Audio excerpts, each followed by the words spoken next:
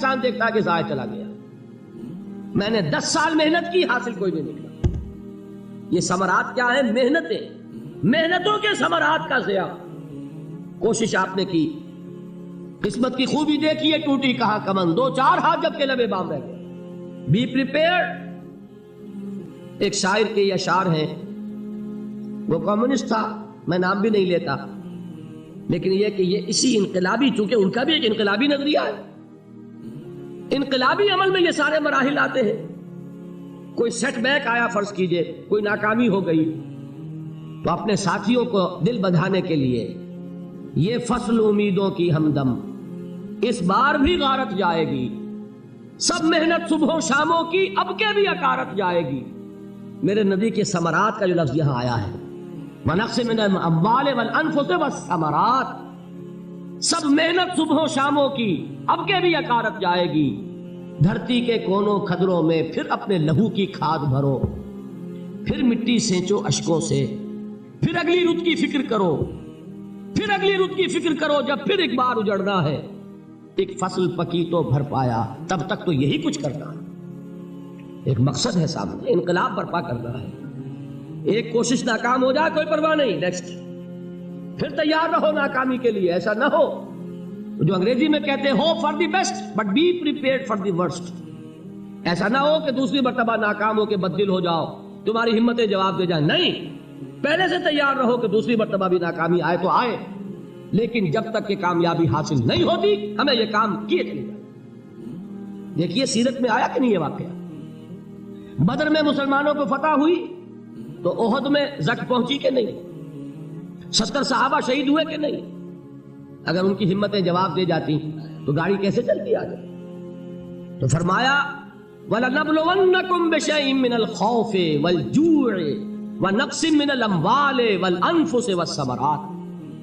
ہم تمہیں لازم آزمائیں گے، خوف کی کیفیت سے، فقر و فاقے کی کیفیت سے، بھوک سے، جان کے نقصان سے، مال کے نقصان سے، محنتوں کے حاصل کے ضائع ہو جانے سے.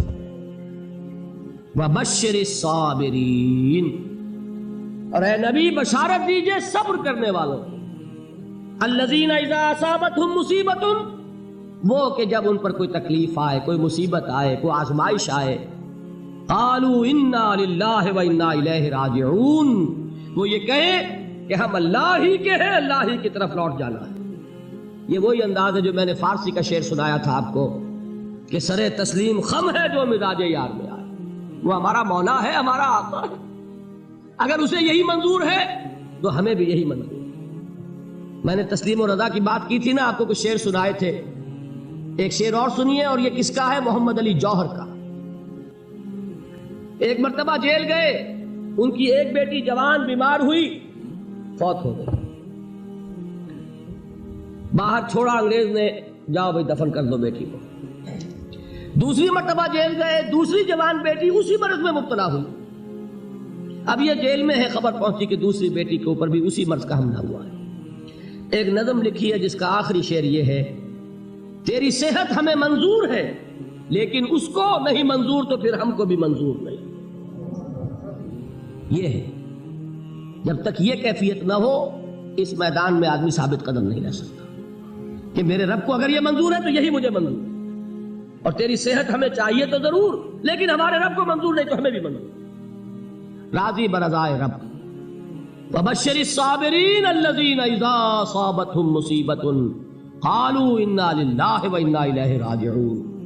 نہ شود نصیب دشمن کے شود ہلاک تیغت، سر دوستہ سلامت کے تو خنجر آزمائے. اولئک علیہم صلوات من ربہم ورحمہ، یہی ہے وہ لوگ جن پر ان کے رب کی طرف سے عنایتیں ہیں اور رحمتیں ہیں. وَأُولَٰئِكَ هُمُ الْمُهْتَدُونَ، اور یہی ہے وہ لوگ جو کامیاب ہونے والے ہیں، ہدایت پانے والے، ہدایت یافتہ. اسی سورہ بقرہ میں ذرا آگے چل کر، یہ تو ہے 20واں رکوع، 19واں رکوع، 21ویں رکوع کی پہلی آیت ہے: لَيْسَ الْبِرَّ أَن تُوَلُّوا وُجُوهَكُمْ قِبَلَ الْمَشْرِقِ وَالْمَغْرِبِ وَلَٰكِنَّ الْبِرَّ مَنْ آمَنَ بِاللَّهِ وَالْيَوْمِ الْآخِرِ وَالْمَلَائِكَةِ وَالْكِتَابِ وَالنَّبِيِّينَ وَآتَى الْمَالَ عَلَىٰ حُبِّهِ ذَوِي الْقُرْبَىٰ وَالْيَتَامَىٰ وَالْمَسَاكِينَ وَابْنَ السَّبِيلِ وَالسَّائِلِينَ وَفِي الرِّقَابِ وَأَقَامَ الصَّلَاةَ وَآتَى الزَّكَاةَ والموفون بعہدہم اذا عاہدوا والصابرین فی الباساء والضراء وحین البأس۔ اب یہ آیت جو ہے سورۃ العصر میں جو مضامین آئے تھے سارے اس میں موجود ہیں۔ وہاں ایمان کا لفظ آیا، یہاں 5 ایمانیات کی تفصیل آ گئی، اعمال کی تفصیل آئی، اور آخری بات وہاں کیا ہے؟ وَتَوَاصَوْا بِالصَّبْرِ، اور یہاں کیا ہے؟ وَالصَّابِرِينَ فِي الْبَأْسَاءِ وَالضَّرَّاءِ وَحِينَ الْبَأْسِ، اور صبر کرنے والے، اصل نیکی ان کی ہے جو صبر کریں، کس میں؟ جنگ کے وقت، ذرائے، باسائے، باسا کہتے ہیں فقر اور فاقہ، واحد آئے گا باس تو اس کے معنی جنگ، اور باسا جمع میں آئے گا تو فاقہ، فقر، بھوک، اور ذرائے جسمانی تکلیف، ضرر، جسمانی تکلیفوں میں صبر کرنے والے، فقر اور فاقے میں صبر کرنے والے، اور جنگ کے وقت صبر کرنے والے۔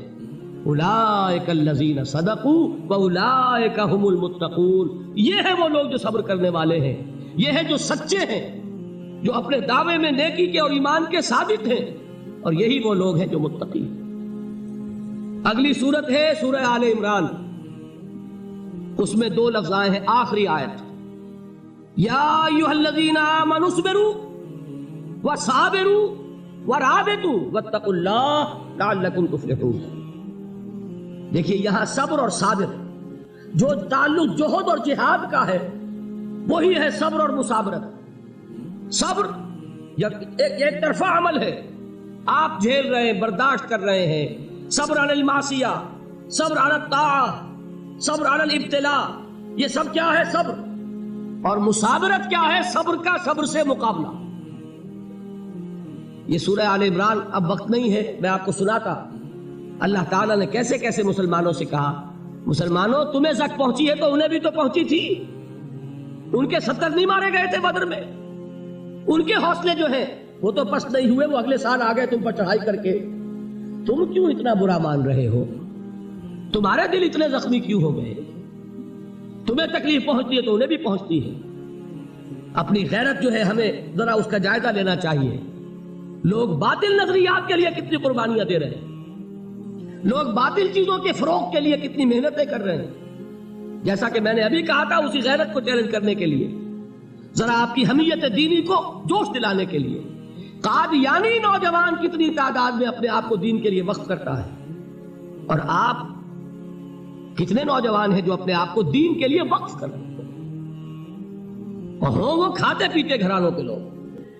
یہ نہیں ہے کہ اگر کوئی اور کام نہیں کر سکتا تو پھر یہ ہے کہ وہ دین کے کام میں لگ جائے۔ باصلاحیت لوگ، کھاتے پیتے لوگ، ذہنی استعداد رکھنے والے لوگ، اونچے گھرانوں کے لوگ، وہ وقف کریں اپنے آپ کو دین کے لیے۔ اس کے بغیر کیسے باہر آ جائے گی، کیسے رونق آ جائے گی؟ تو دنیا میں باطل نظریات والے جو ہیں، یہ بات کہی گئی ہے، مسلمانوں تم اگر توحید کے لیے لڑ رہے ہو، دیکھتے نہیں ابو جہل کو، اس نے گردن کٹوائی ہے شرک کے لیے، شرک کے لیے گردن کٹوائے، اور تم توحید کے لیے گردن کٹوانے کو تیار نہ ہو۔ اس نے گردن کٹوائی کہ نہیں کٹوائی؟ اور کس طرح کٹوائی ہے؟ کیونکہ بڑا متکبر قسم کا، فرعون قسم کا شخص تھا، جب گردن کاٹنے لگے تو کہتا ہے ذرا نیچے سے کاٹنا، تاکہ جب تم نیزے کے اوپر چڑھاؤ میرے سر کو تو اونچا نظر آئے، معلوم ہو سردار کا سر۔ وہ بدبخت مرتے ہوئے بھی جو اس کی یہ کیفیت تھی نا، اس کو ذہن میں رکھیے۔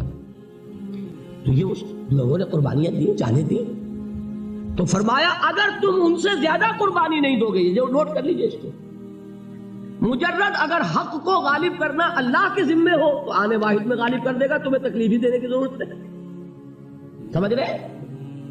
کیا اللہ کے مقابلے میں کوئی باطل کی طاقت ٹھہر سکتی ہے؟